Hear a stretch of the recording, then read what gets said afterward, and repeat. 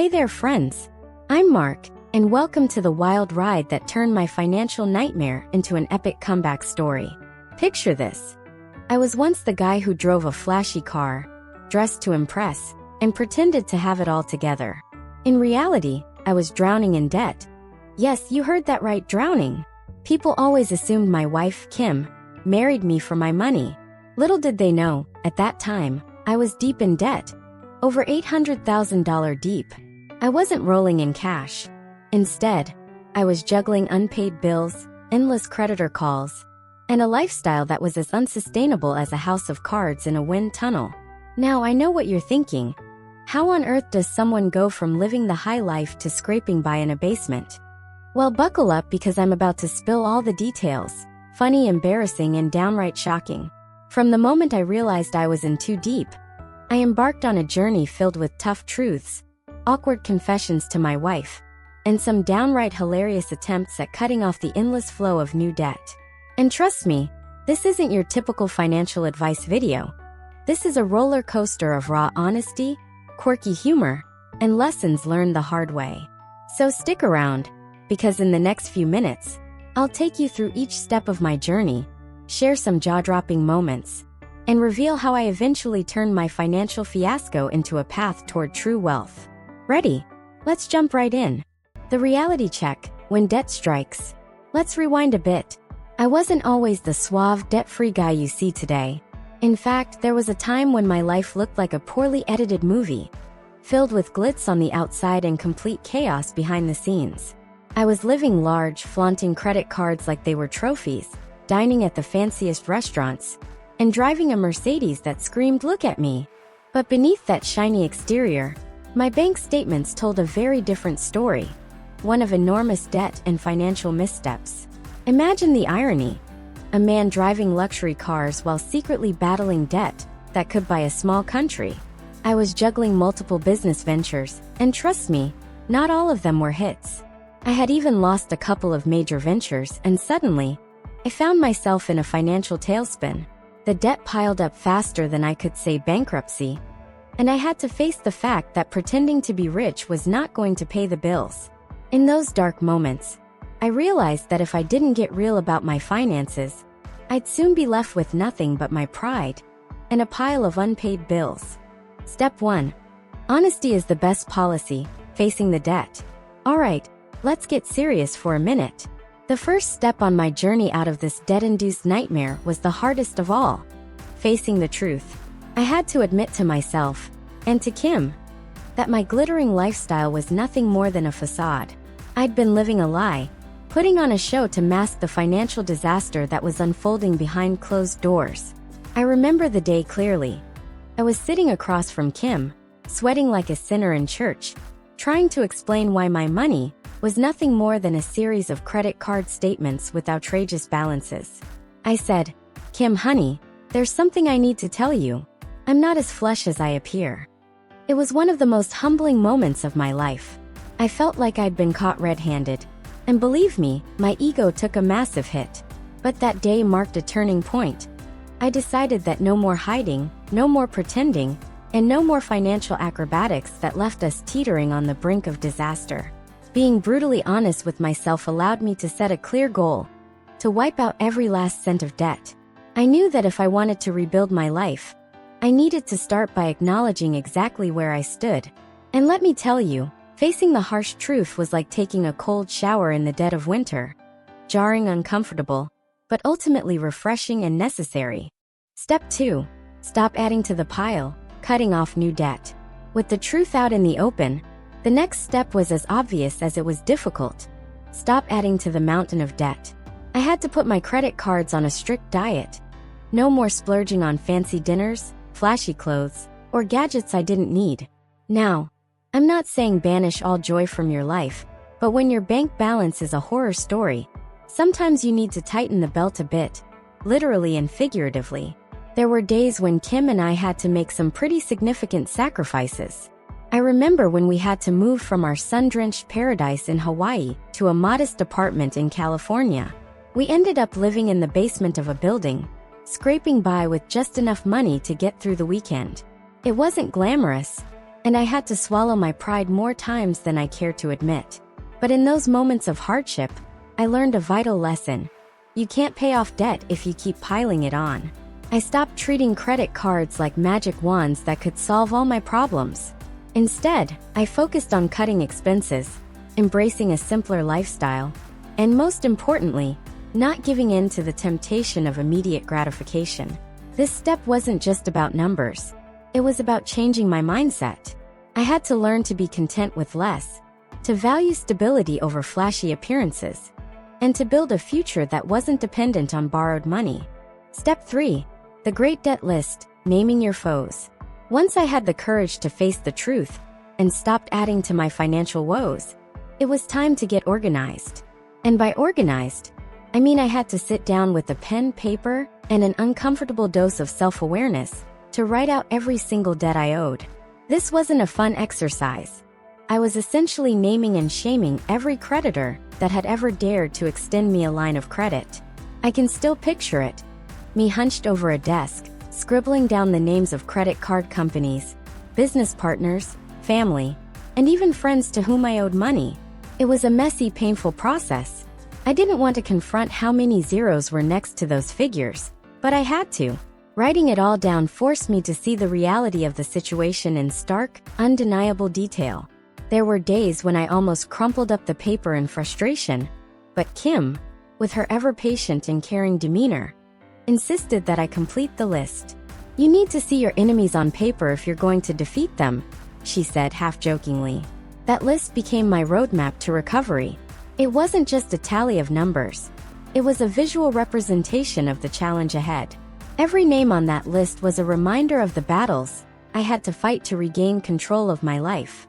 And while it was initially demoralizing, it also became a source of motivation. If I could chip away at that monstrous number, one creditor at a time, then I knew I had a fighting chance. Step 4. Accountants to the rescue. Your financial superhero.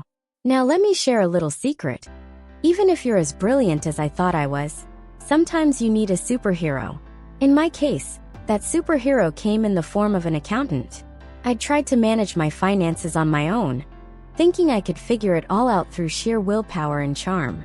Spoiler alert, I couldn't.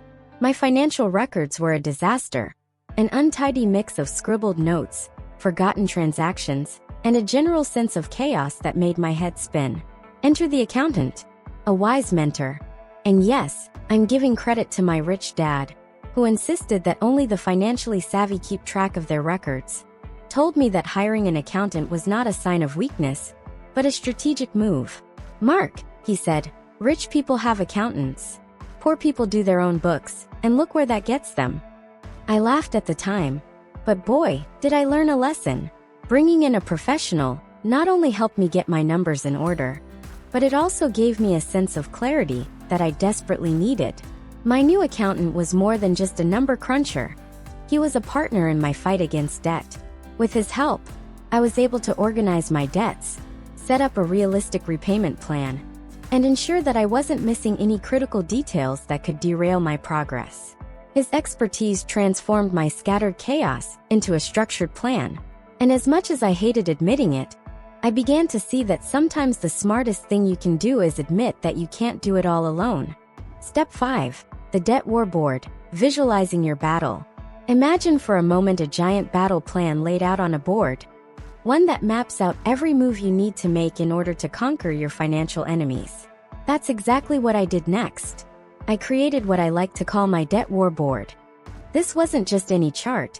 It was a visual representation of every creditor I had to face, and it broke down the debt by name, total amount owed, minimum monthly payment, and even the estimated number of months required to clear each debt.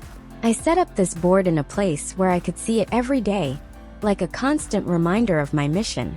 And let me tell you, there's something oddly satisfying about watching those numbers slowly shrink over time.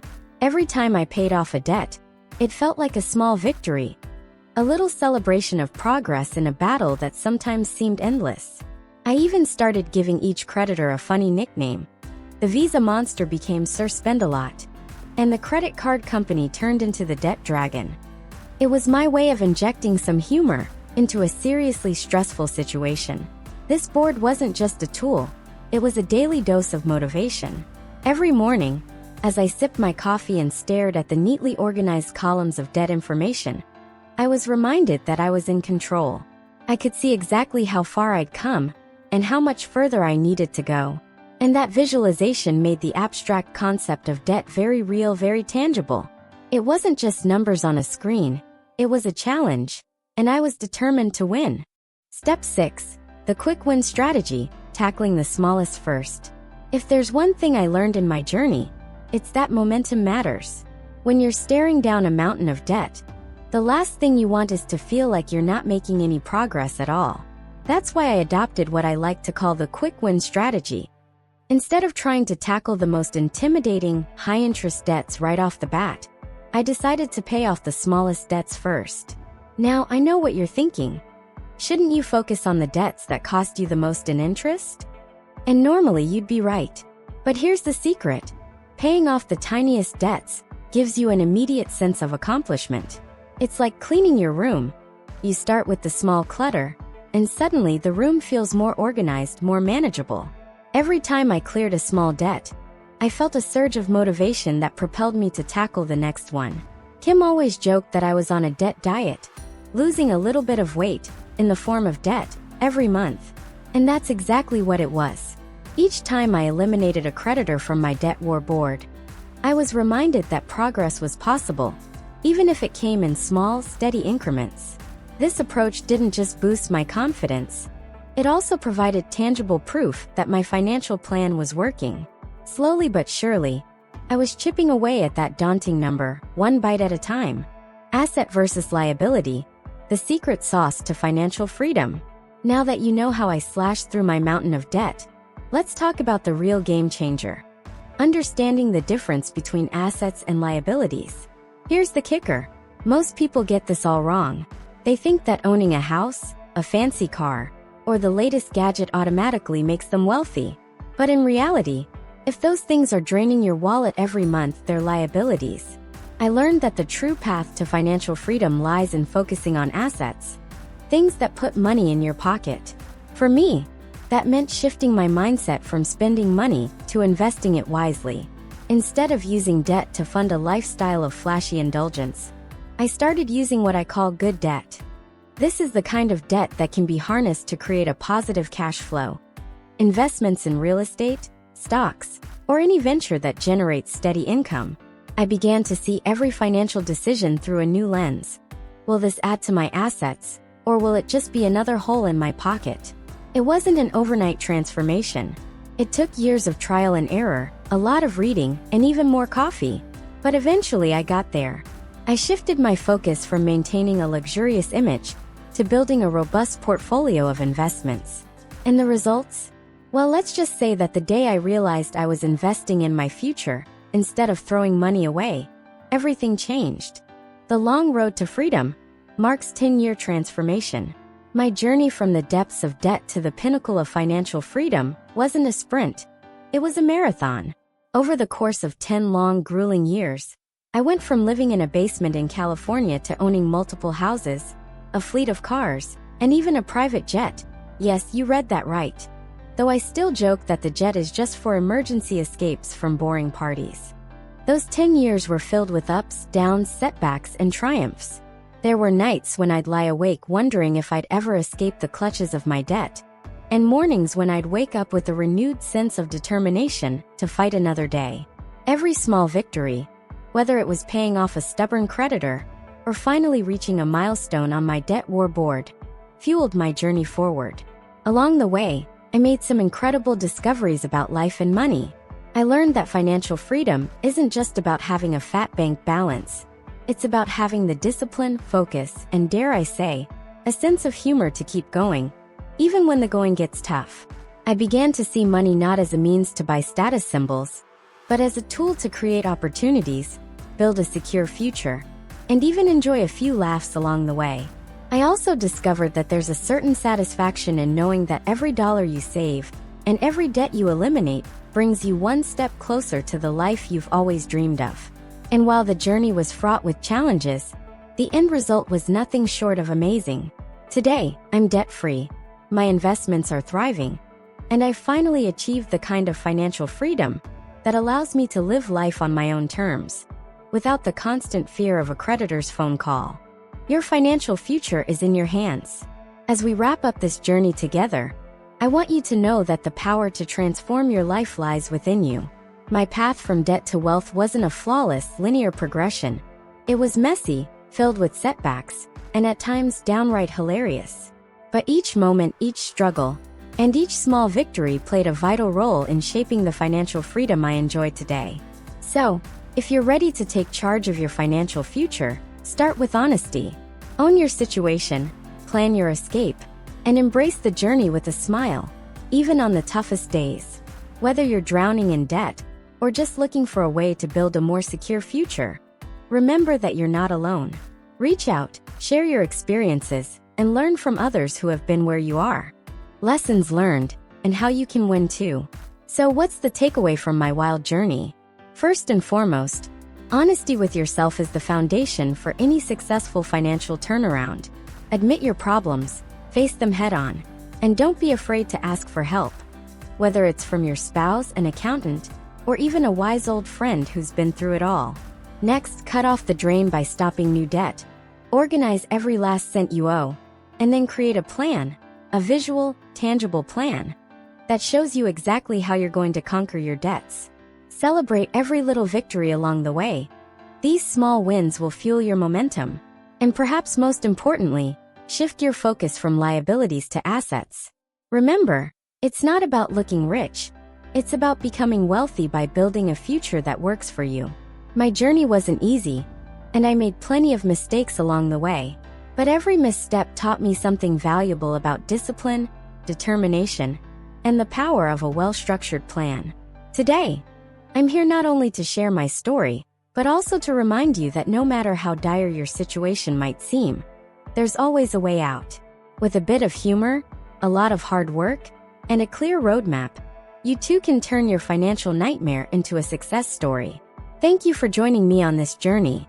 I hope my story inspires you to take that first step. Be honest, get organized, and start fighting your own debt battles. And hey, if I can go from drowning in debt to soaring high with a private jet, even if it's just for fun, then you can do it too.